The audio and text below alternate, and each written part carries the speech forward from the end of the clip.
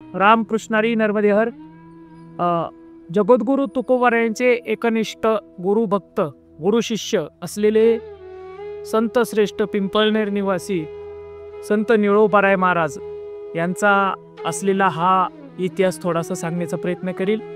संत निळोबारायांची असलेली जन्मभूमी जी आहे ती रामलिंग या ठिकाणी आहे. त्यांचे आई वडील रामलिंग देवाची असलेली भक्ती करत होते आणि ही भक्ती करत असताना पंढरपूरच्या वारीकडे त्यांचा थोडासा कल गेला आणि त्यानंतर निळोबारायांचा जन्म झाल्याच्या नंतर निळोबारायांचा जो जन्म आहे किंवा निळोबारायांचा जो जन्म झाला तो रामलिंगच्या भगवंताच्या कृपा आशीर्वाद त्या ठिकाणी मानला जातो. म्हणून निळोबारायांचं हे नाव निळोबाराय पडलेलं आहे. आणि संत निळोबाराय महाराज यांचं असलेलं जे कार्य आहे ते पिंपळनेरमध्ये आहे.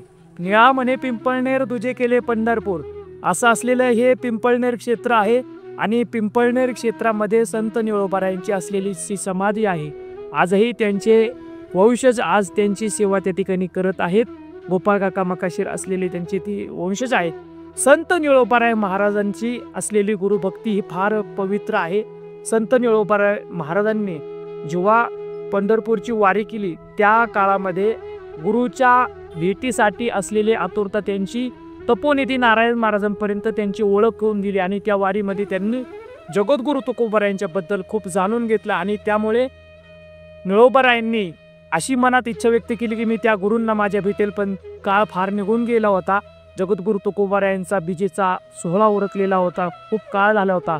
जगद्गुरु तुकोबारायांना साक्षात निळोबाराय कधी पुढे भेटले नाही. त्यांच्या जन्मात आणि काळात फार फरक आहे. म्हणून त्या ठिकाणी निळोबारायांनी अनुष्ठान मांडलं. ते अनुष्ठान त्या ठिकाणी ज्या ठिकाणी जगद्गुरु तुकोबारायांचं बीजेचं गमन झालं त्या नांदुरकीच्या झाडाच्या शेजारी त्यांनी ते अनुष्ठान मांडलं. आणि त्या अनुष्ठानामध्ये त्या ठिकाणी निळोबारायांनी जगद्गुरु तुकोबारायांचा धावा गेला.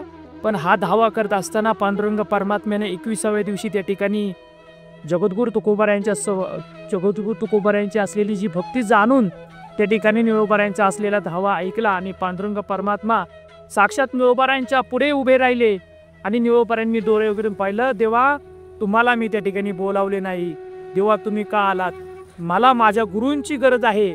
म्हणून गुरु आयुष्यात सुरुवात महत्वाचा आहे आणि गुरुचं आपल्याला भगवंतापाशी राहायचं कसं वावरायचं कसं तो शिकू शकतो. म्हणून देवा प्रार्थील्या वाचून आलासी का? देवा तुम्हाला आम्ही ओळखत नाही. आम्हाला आमच्या गुरूंची त्या ठिकाणी प्राप्ती हवी आहे. म्हणून 42व्या दिवशी त्या ठिकाणी जगद्गुरु तुकोबारायांना वैकुंठावरून संत निळोबारायांसाठी खाली पुन्हा यावं लागलं. हा सर्वात मोठा आणि महत्वाचा निळोबारायांचा इतिहास आहे. म्हणून असलेली ही निळोबारायांची वारी आज 5 संतांच्या मध्ये संत निळोबारायांना महत्व आहे. त्यामध्ये संत नामदेव महाराज आहेत, ज्ञानोबा, तुकोबा, एकनाथ महाराज आणि शेवटचे असलेले संत निळोबाराय असे 5 संत वारकरी संप्रदायाने मान्य आणि त्यांच्या गाथेला मान्यता दिलेली आहे. म्हणून संत निळोबारायांचा असलेला सोहळा आपण पालखी सोहळा निळोबारायांच्या गेलं पाहिजे.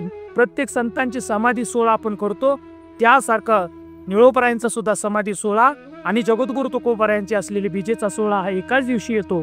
म्हणून पिंपळनेरकरांनी 15 दिवस आधी संत निळोबारायांच्या समाधीच्या 15 दिवस आधी त्या ठिकाणी पिंपळनेरचा सोहळा त्या ठिकाणी यात्रा भरवली जाते. समाधी सोहळा उरकतात आणि जगद्गुरु तुकोबारायांचा गुरूंचा जो सोहळा आहे तो खूप मोठा व्हा याकरता तो सोहळा 15 दिवसाचा डिस्टन्स असतो. म्हणून सर्व वारकऱ्यांना मी विनंती करेल की आपण गाडीने येता पायी येत जा आणि संत निळोबारायांची भक्ती आपल्या जीवनामध्ये ठेवा. तशी गुरुभक्ती आपली त्या ठिकाणी निश्चित होईल.